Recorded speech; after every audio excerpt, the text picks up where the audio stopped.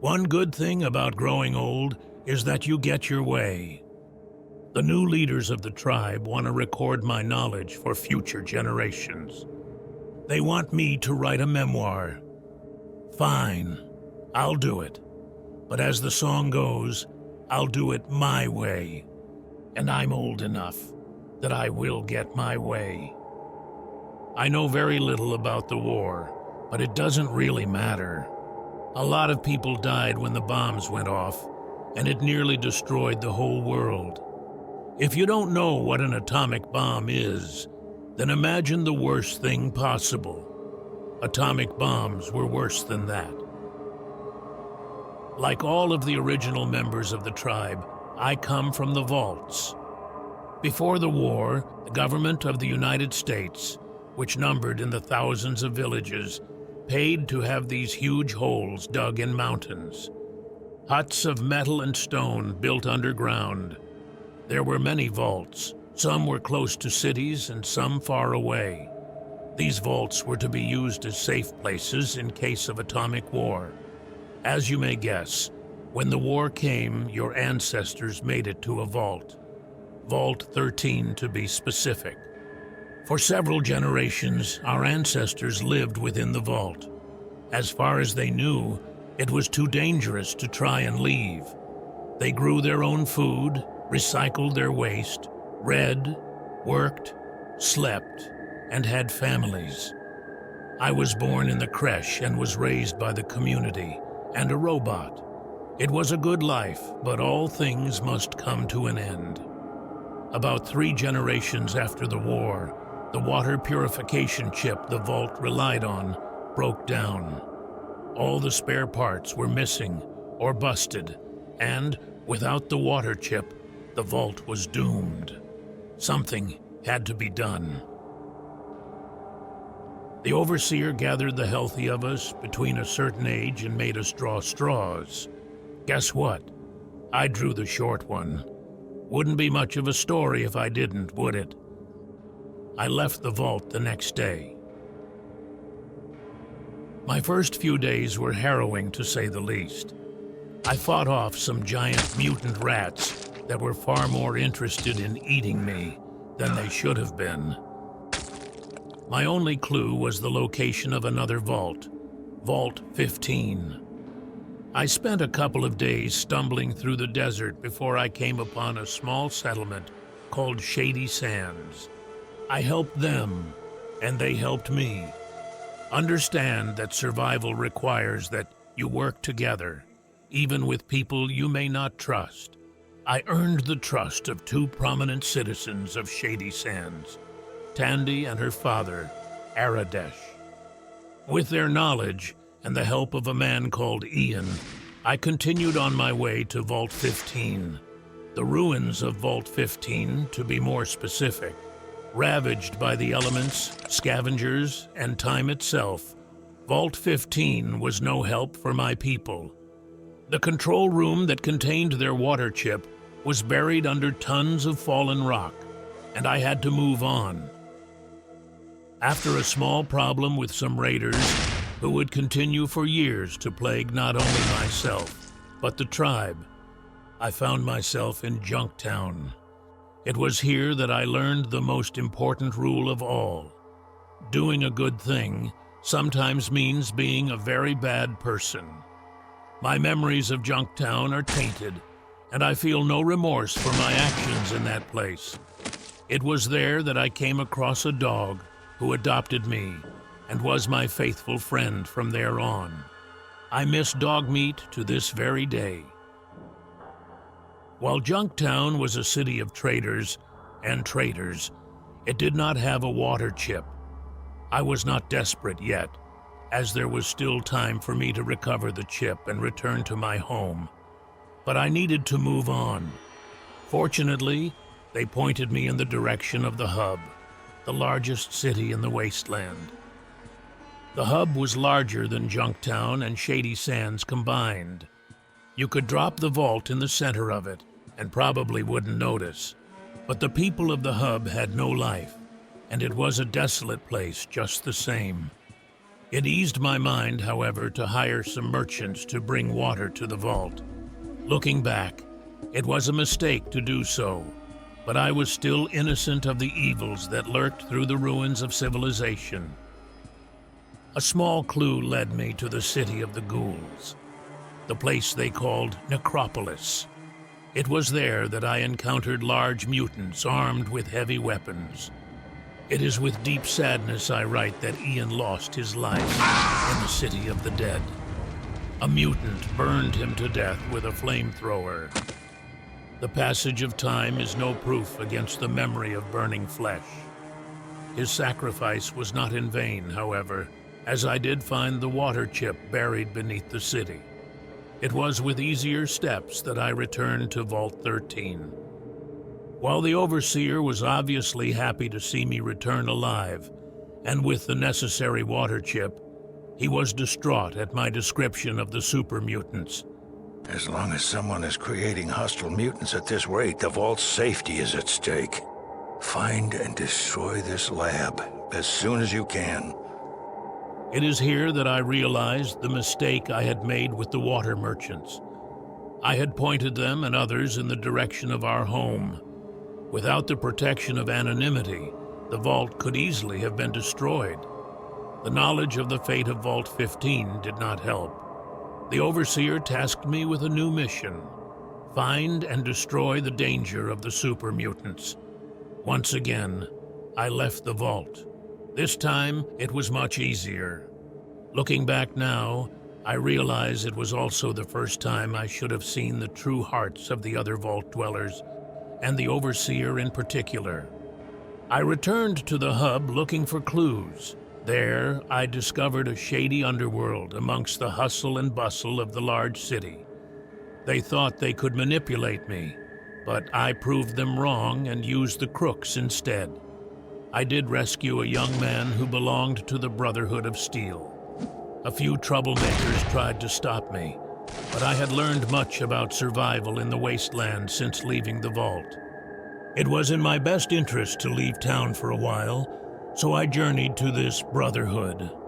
Thinking they would have the knowledge I sought, I tried to join them, but they required me to first retrieve an artifact before they would let me in. And I agreed. You have to go to the ruins of the Ancient Order that's south of here. You've got to go inside and bring back something that proves that you were there. I set off for the place they called the Glow.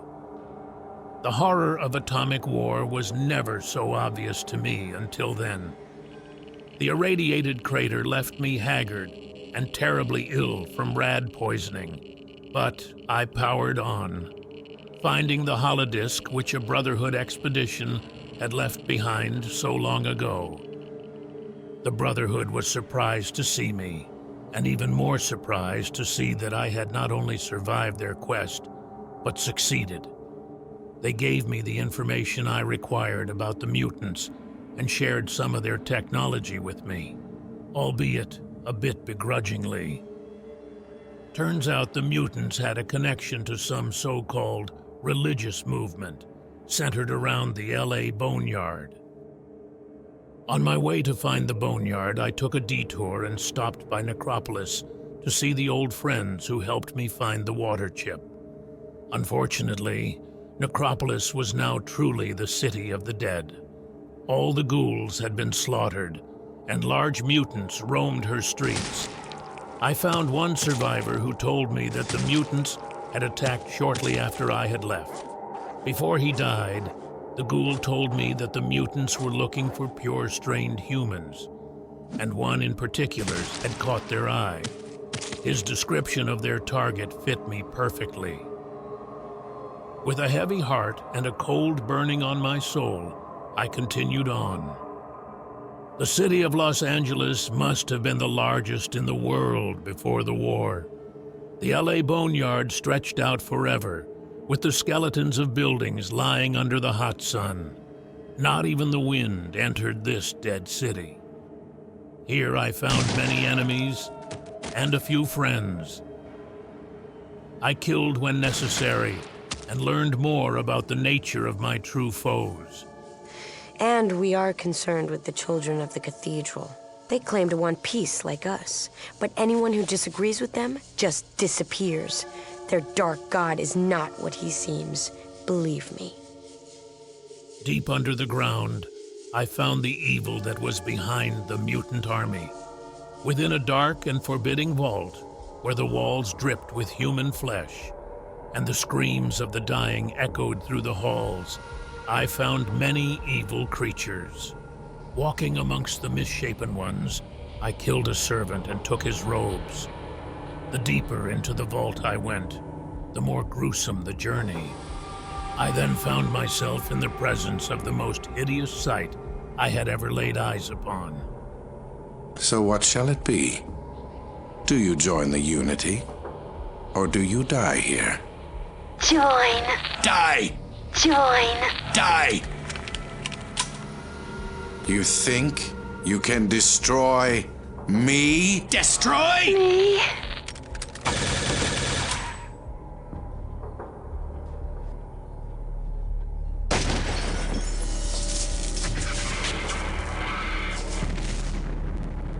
I still cannot bring myself to write of this discovery, but let it be known that when I left, the beast was dead, and the master of the mutant army was no more.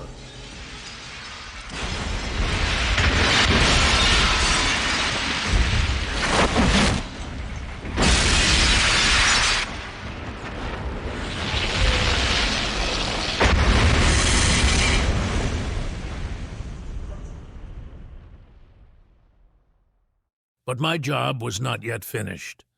The Master had built his army, one mutant at a time.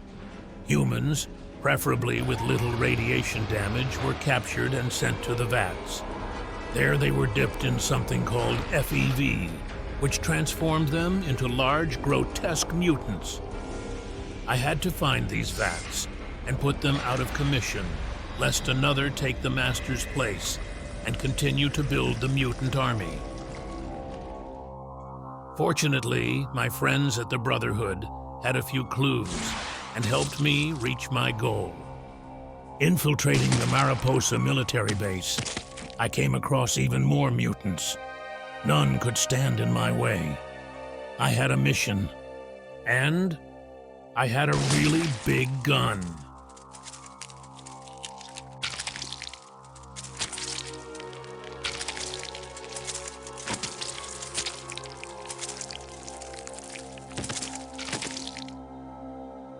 It was here that Dogmeat fell, a victim of a powerful energy force field. I miss that dog dearly. I destroyed the vats that day, and with it, the mutant army.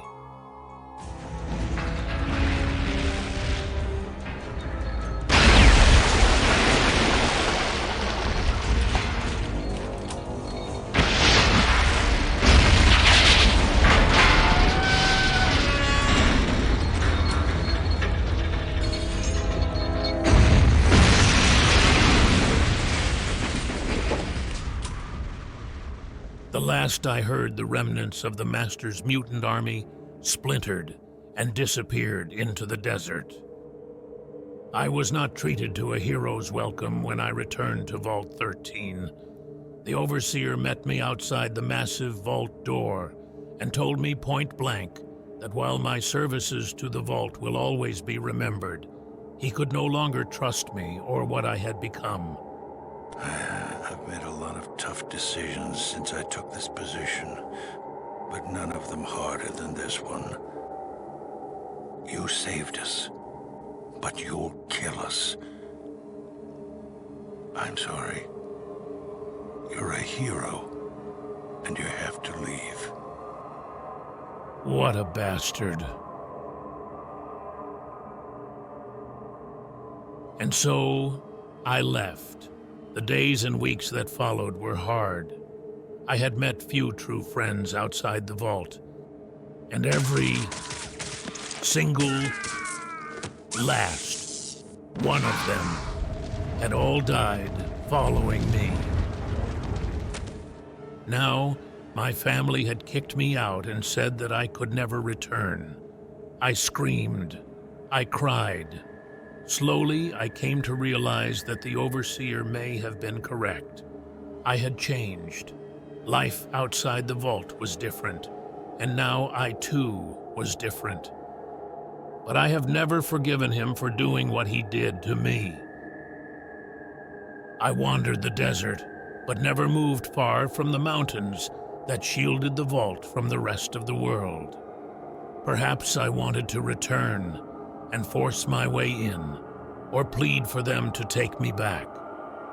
Fortunately, it did not come to that. I found a few wretched souls, a small group of vault dwellers who, upon hearing of what happened to me, had decided to leave the vault and join my side. They knew little of the outside world and would have died if it were not for my assistance. Together, our little group moved north, away from the vault and away from that old life. Slowly, I taught them what experience had taught me, and together we learned to thrive. Over time, our ragtag group turned into a tribe. I fell in love with one of them, and we raised a family, like all of our tribe's people. We founded the village beyond the Great Cliff. It is a secure home thanks to our hard work. For a time, we would send scouts back toward the vault, but that slowly came to an end. We no longer head in that direction. I often wonder what became of Vault 13, but I never had time to go exploring again. I taught the others the skills they would need to survive and grow strong. Hunting and farming to feed us, engineering and science to build our homes, fighting to protect what was ours. My love and I led the village, and the tribe grew strong. But all things must come to an end. Our sons and daughters are now the leaders. I'm sure the tribe will continue to grow strong under their leadership.